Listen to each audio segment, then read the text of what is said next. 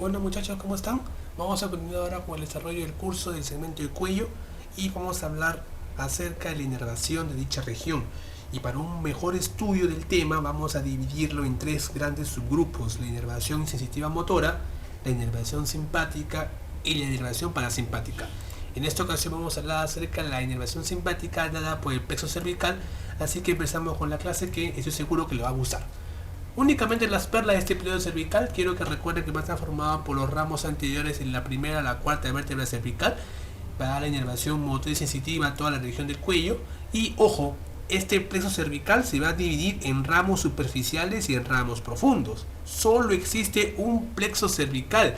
La mayoría de universidades usa esta terminología: plexo cervical superficial, plexo cervical profundo. En los textos eso no existe. ¿De acuerdo? Solo existe ramos superficiales y ramos profundos. Vamos a adoptar esa terminología para un mejor entendimiento de estas ramas, así que vamos a usar de ahora en adelante pliegue cervical superficial, pliegue cervical profundo. Pero ustedes ya saben que esa terminología en sí no existe, solo que facilita el aprendizaje. Ojo, también el cuello va a estar contenido de múltiples asas nerviosas, de tipo parasimpática, tipo simpática y tipo sensitivas, que en esta ocasión va a estar dada por el pliegue cervical. Ojo, va a dar aquí tres asas: el asa del atlas, que va a estar formada por C1, C2, nervios cervicales obviamente; el asa del axis, pues segundo y tercer nervio cervical; y el asa cervical, que va a estar formado básicamente por de C1 a C3, ¿de acuerdo? Que le va a hacer un asa, van a dar redundancia, a la vena yugular interna. Y obviamente este pliegue cervical va a estar relacionado tanto como los pares craneales y con la cadena simpática paravertebral porción cervical. Alguna cosa que tenemos que recordar, principalmente, que las ramas superficiales y las ramas profundas de este plexo son sensitivas y motoras respectivamente. Es decir, lo superficial es únicamente sensitivo y lo profundo es únicamente motor. Y principalmente las ramas profundas van a dar inervación a los músculos infraoideos, a los músculos prevertebrales y a otros músculos que lo hemos visto en miembro superior, como el trapecio, el esternocleidomastoideo, que es parte del músculo del cuello, pero es un músculo totalmente superficial, los músculos romboides y el angular del omóplato o elevador del escápula, que lo vimos en miembro superior. Y aparte, estos plexos, por decirlo así, van a tener una subclasificación, ¿de acuerdo? Las ramas superficiales, que van a formar el pliegue cervical superficial, van a tener una clasificación como ramos ascendentes y ramos descendentes. Y las ramas profundas van a tener una subclasificación como grupos laterales y grupos mediales. Vamos a hablar ahora del pliegue cervical superficial, es entre comillas, dijimos que solamente vamos a usar esto con fines didácticos. Y quiero que recuerden que tiene 4 ramas. Y absolutamente todas son sensitivas, ¿de acuerdo? Y la relación vascular más importante de este plexo superficial va a ser con la vena yugular externa, ¿de acuerdo? Entonces, acá vemos una comparación: asa cervical, ¿con quién se relacionaba? Vena yugular interna, ¿sí o no? Y el asa cervical pertenece a los grupos profundos. En cambio, los grupos superficiales de nervios, que es este plexo, va a estar relacionado con la vena yugular externa, ¿de acuerdo? ¿Y por qué? Porque la vena yugular externa va a transcurrir por la cara anterior del esternocleidomastoideo, que es el músculo importante que está relacionado con este plexo superficial. Ahora, a su vez va a tener rami comunicantes, es decir, va a tener filetes nerviosos que van a comunicarse con los pares craneales y van a subdividirse en ramos ascendentes y en ramos descendentes. Ojo, tanto las ramas del plexo como el nacimiento del plexo van a perforar estructuras, ¿de acuerdo? La primera estructura en ser perforada viene a ser el nacimiento de este plexo, que va a ser básicamente la lámina superficial y la fascia cervical. Es decir, para que este pliegue cervical superficial logre nacer, tiene que perforar esta lámina superficial para poder visualizarlo a nivel esternocleidomastoideo, ¿de acuerdo? Entonces, primera estructura perforada por el pliegue cervical superficial, la lámina superficial y la fascia cervical. Listo. Luego, miren aquí, tenemos aquí que el esternocleido está dividido en 3 partes: superior, medio, inferior. Recordamos que el esternocleido por arriba está por la mastoides y abajo a nivel la parte media de la clavícula y la porción esternal, que están separadas por un espacio denominado el triángulo de Seidlitz. Listo. A su vez, miren, este pliegue cervical superficial tiene un reparo importantísimo: la unión del tercio medio con el tercio inferior y en el borde posterior del esternocleido se denomina el punto Z o peseta anatómica. A este nivel van a emerger los ramos superficiales del pliegue cervical que vamos a mencionar a continuación. El primer ramo, que es un ramo ascendente, forma oblicua, que sigue un trayecto de medial a lateral, de acuerdo, que va a ascender y que va a dar la inervación a la piel en la región de la nuca, principalmente, y la región mastoidea, la región occipital, va a ser el nervio occipital menor o denominado Arnold menor o nervio mastoideo. Ya tiene como origen radicular C2, ya dijimos que va a dar la inervación sensitiva a la piel, la región mastoidea y región occipital, y se va a comunicar con los pares craneales, principalmente con el nervio espinal a nivel del tercio superior del esternocleido mastoideo. En su parte final, este nervio occipital menor se va a comunicar también con otros nervios, por ejemplo con el nervio auricular mayor, ¿de acuerdo? Y con el nervio facial, una arritmia comunicante para el nervio auricular posterior. Entonces, tiene 3 ramios comunicantes para el espinal principalmente, luego para el facial y luego para el nervio auricular mayor. ¿Listo? Ahora, el siguiente nervio, que es también ascendente, que va paralelo al occipital menor, pero en un sentido mucho más medial, ¿de acuerdo? Ustedes pueden observar aquí, miren, llegan a ese nivel. Acá tengo un punto craniométrico, a ese nivel más o menos se encuentra el gonio, que va a dar como que la proyección del ángulo mandibular, y aquí se dividen 2 ramos terminales, un ramo anterior y un ramo posterior, ¿de acuerdo? El ramo anterior se va a ir ¿a dónde, chicos? Se va a ir a la piel en la célula parotida, ¿de acuerdo? Este nervio que sigue esta particularidad se denomina nervio auricular mayor, que tiene como origen radicular C2-C3, ¿de acuerdo? Obviamente tiene mayor longitud y mayor diámetro que el Arnold menor, ¿de acuerdo? Y las 2 ramas que dijimos, la anterior y la posterior, la anterior va a la inervación a la piel en la célula parotida. Algunos de esos mencionan también que ese nervio se va a encontrar en la cara anterior de la parótida, ¿de acuerdo? Pero su principal función va a ser sensitiva. Y obviamente la rama posterior, que es lo que nos importa aquí por ahora, es importante. ¿Por qué? Porque va a dar la inervación a la piel de la región mastoidea, junto con el Arnold menor también. Y importante porque va a dar la inervación sensitiva para el dorso del pabellón auricular. Y a ese nivel va a emitir ramos comunicantes para los pares craneales, para el facial y para el vago, que ustedes, bueno, lo van a ver en la clase de cabeza. La inervación sensitiva del pabellón auricular está dada por múltiples nervios. Uno es el auricular mayor, luego es el auricular posterior, luego viene la rama auricular del vago y algunas ramas del nervio facial. Entonces, y en fin, todos esos nervios, algunos más también, van a la inervación al pabellón auricular. Pues es importante que recuerden esa relación del nervio auricular mayor, que forma parte del plexo cervical superficial. Listo. Seguimos. Miren, tenemos acá un nervio. Mientras que los 2 nervios anteriores, ustedes pueden observar aquí, nunca llegan al borde anterior del esternocleido, este nervio sí lo hace. A su vez, este nervio es profundo, es decir, se encuentra en la cara posterior de la vena yugular externa. ¿De acuerdo? Es decir, la vena yugular externa es anterior y luego sigue este nervio, que sigue un trayecto transverso. Por eso se llama nervio cervical transverso, que tiene como origen radicular C2 y C3. Ahora, como dijimos que es la característica que este nervio va a llegar al borde anterior del esternocleido, y lo que es importante aquí es que va a dar 2 ramas, una rama ascendente y una rama descendente, ¿de acuerdo? Estas 2 ramas van a ser importantes. ¿Por qué? Porque antes de que se encuentre esta división, ¿de acuerdo?, van a perforar un músculo y una fascia, ¿de acuerdo? La fascia que perforan va a ser la fascia cervical profunda, ¿de acuerdo?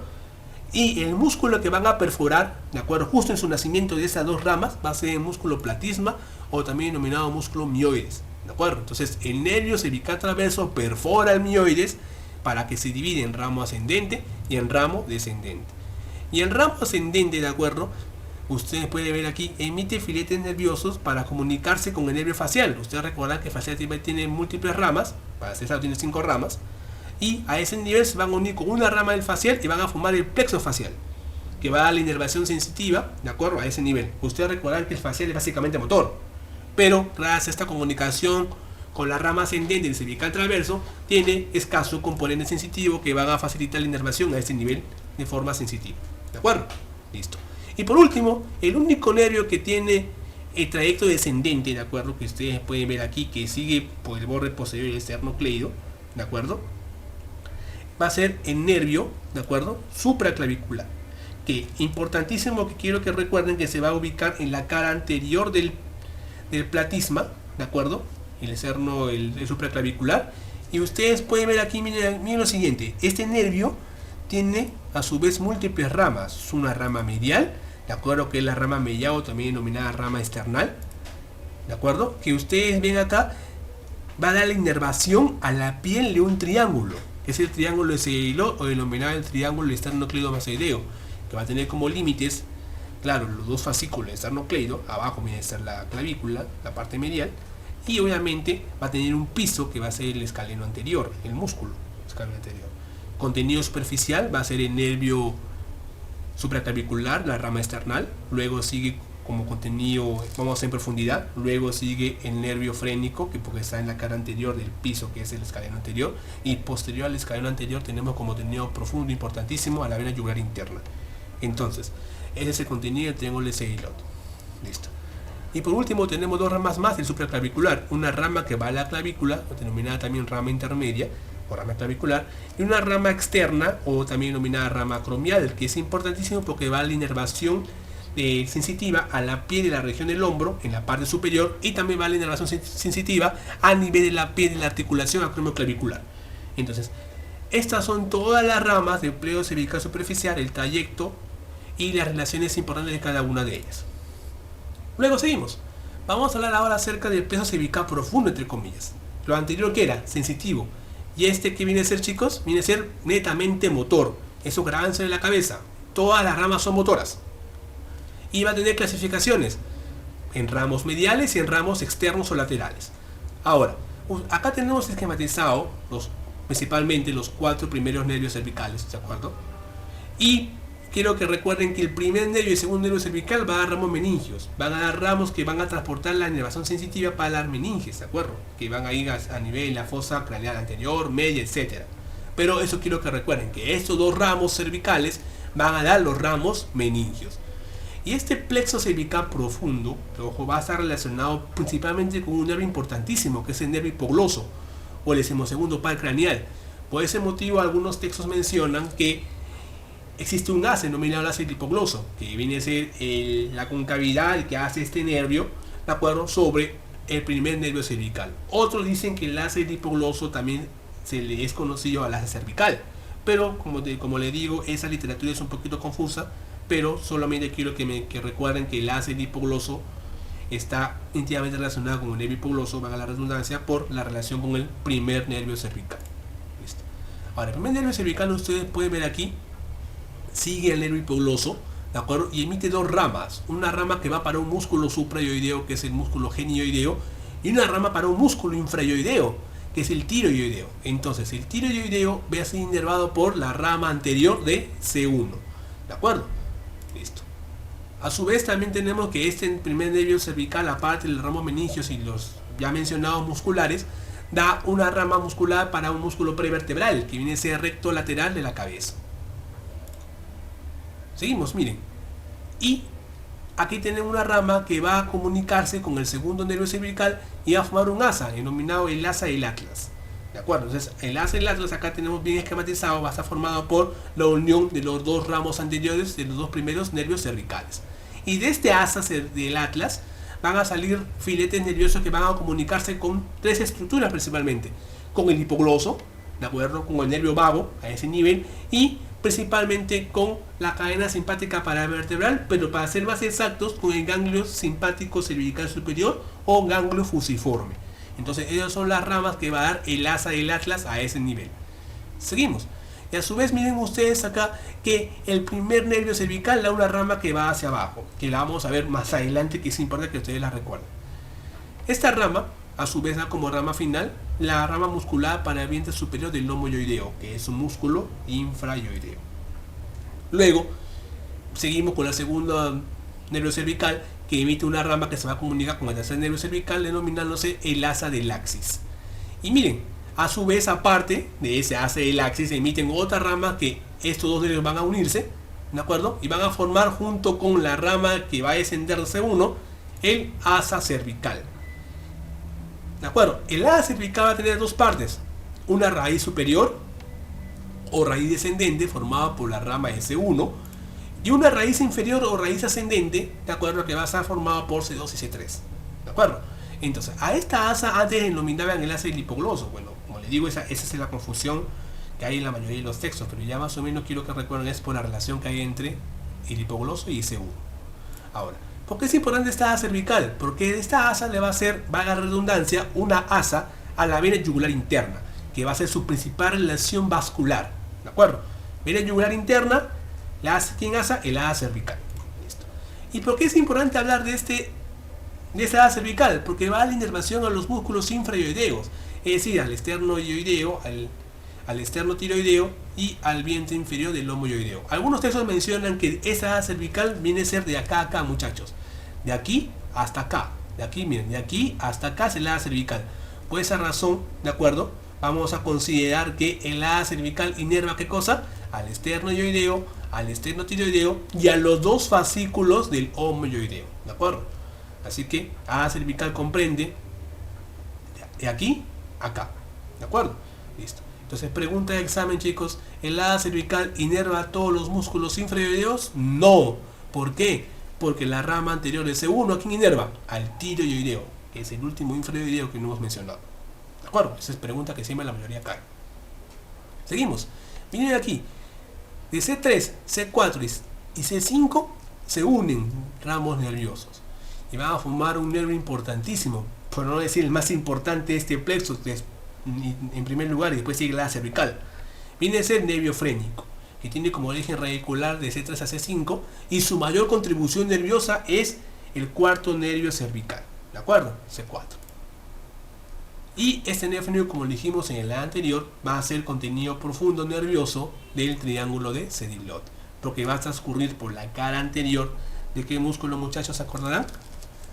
Es un músculo prevertebral que viene a ser el músculo escaleno anterior. Entonces el nervio frénico, que lo vamos a ver detenidamente en el segmento de tórax, ¿de acuerdo? Va a haber diferencias entre el frénico derecho y frénico izquierdo. Eso sí, aparte del lado va a haber más diferencias. Pero lo que quiero que recuerden que en la región del cuello, ¿de acuerdo? El nervio frénico se encuentra, ¿de acuerdo?, anterior a la arteria subclavia y tiene como relación posterior la vena subclavia. ¿De acuerdo? Eso quiero que recuerden muy bien. Es decir, el nervio frénico, ¿de acuerdo?, se encuentra en la cara anterior, ¿de acuerdo?, de la arteria subclavia y se encuentra en la cara posterior de la vena subclavia, el nervio frénico.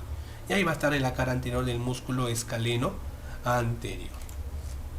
Y para terminar, con respecto al estudio del pliegue cervical del capítulo profundo, vamos a hablar acerca de las ramas externas y las ramas internas. Las ramas externas van a ser básicamente las ramas musculares para el esternocleidomastoideo, que principalmente el segundo y tercer nervio cervical, que le va a dar el componente sensitivo al esternocleido, ya que el componente motor lo va a dar el nervio espinal o accesorio, ¿de acuerdo? Luego va a dar una rama muscular para el músculo trapecio, que va a estar el tercer a cuarto nervio cervical, y esta rama muscular va a estar relacionada en el triángulo posterior del cuello.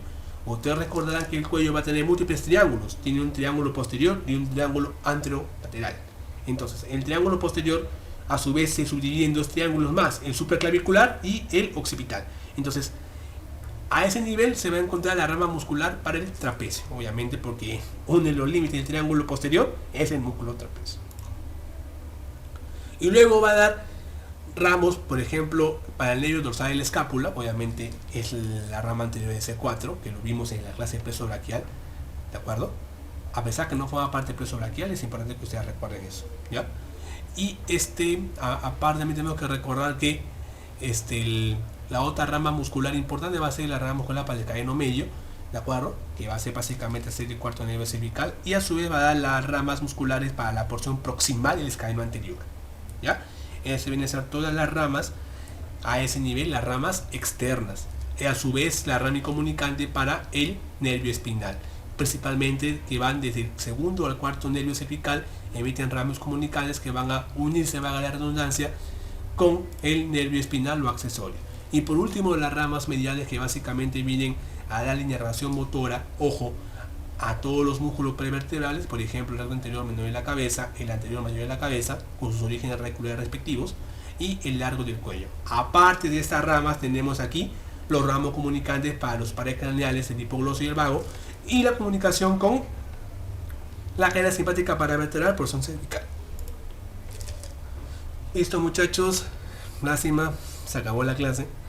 Es un capítulo bien interesante el estudio del cuello y sobre todo la parte nerviosa. Y bueno, vamos a continuar después con el estudio de la cadena simpática para la porción cervical. Espero que les haya gustado la clase y que nos sigan viendo por YouTube, y cualquier duda no duden en escribirnos a nosotros, que estamos encantados para servirles a todos ustedes. Muchas gracias.